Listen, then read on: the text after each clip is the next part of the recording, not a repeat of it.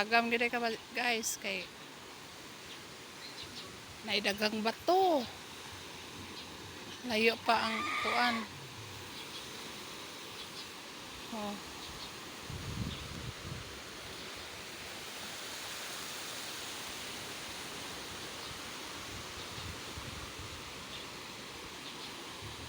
Ay, nako.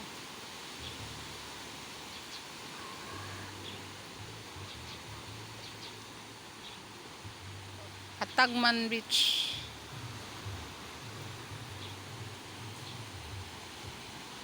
Bago ka makarating sa magandang pwesto sa beach, yan.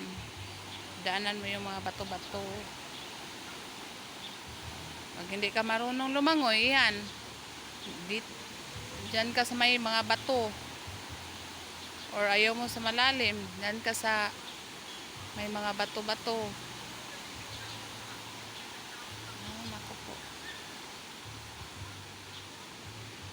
Namimili ng beach doon pala sa